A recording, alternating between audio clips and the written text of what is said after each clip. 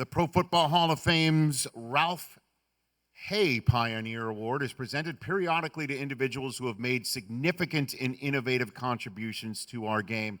And we are honored to award the Ralph Hay Pioneer Award tonight to a trailblazing announcer who introduced millions of fans to American football with Spanish language television broadcasts, Fernando Von Rossum.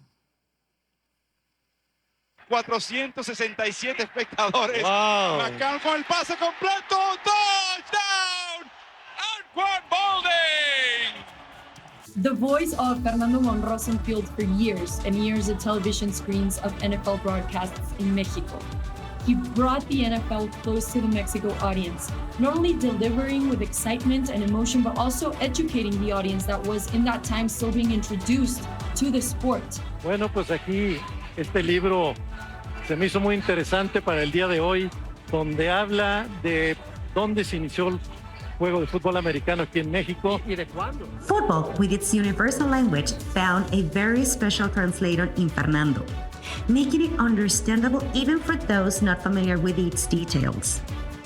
Fernando Von Rossum is not just a pioneer. He wasn't just there at the inception, at the beginning of football in Mexico.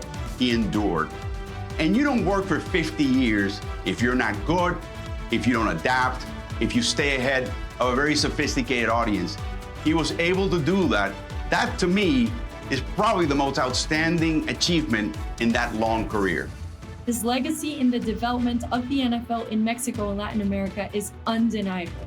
Through years and years, his voice was the catalyzer for the second biggest fan base of the NFL in the world, building this bridge not only amongst generations of fans and viewers, but also inspiring and setting the field for the new generation of broadcasters. His legacy, a broadcaster of generations. Without the voice, passion, and knowledge of Fernando Von Rossum, the Mexican fan base and its importance would not be what it is today. It is clear to me that his impact in the relationship between the NFL and Mexico has and will forever transcend the broadcasting booth. Touchdown de la defensiva de los 49ers. Damas y caballeros, Fernando Von Rossum.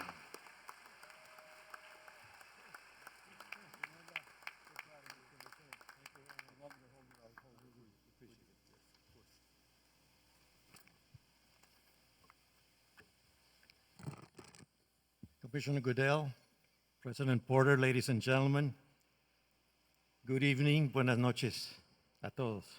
When Arthur Hay convened the pro team representatives in his auto showroom a century ago, he couldn't, in his most optimistic dreams, envision the giant, successful sports league the NFL would become.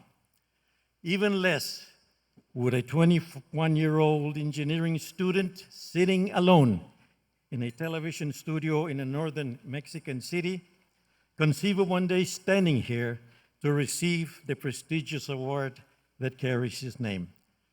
The probability of those two life stories converging tonight here was close to non-existent, but in the universe's mysterious ways, it happened.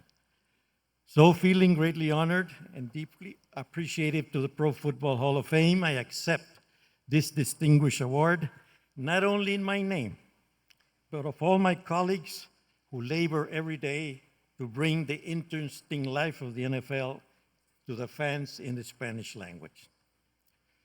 Monterrey, where I began my broadcasting career, has an interesting story regarding American football. It was where on December 25th, 1896, 128 years ago, the Missouri Tigers played the Texas Longhorns in the first game of American universities outside of the United States.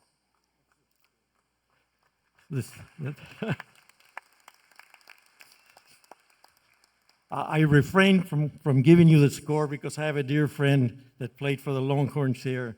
I don't want to spoil his evening, Raul. Well, this is the story. After playing in Austin, a promoter convinced the teams to go down to hold a series of exhibition games in Mexico.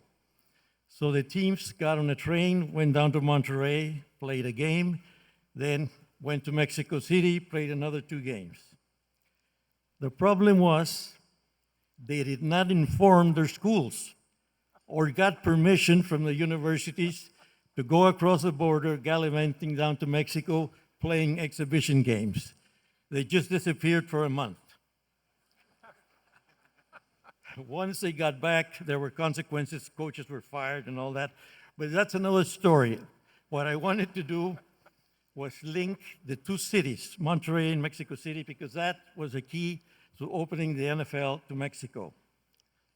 In 63 and 64, the only pro football games broadcast there were the AFL, limited to 1 station in 1 city, Monterrey, and with 1 announcer, yours truly. I had to do the play-by-play, the analysis, keep the stats of the game, and try to make it interesting to new fans. Hectic, but great training for the years to come. The big break came in 1969 when the games of the Dallas Cowboys were shown not only in Monterrey, but also in Mexico City. Because after watching those great Dallas teams, the national networks got interested in starting broadcasting nationally.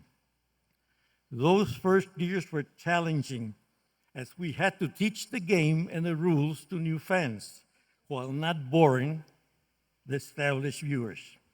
But we were finally able to show an increasing audience the magic that is the NFL, an athletic ability that reaches levels of perfection with mental challenges that a chess master would appreciate.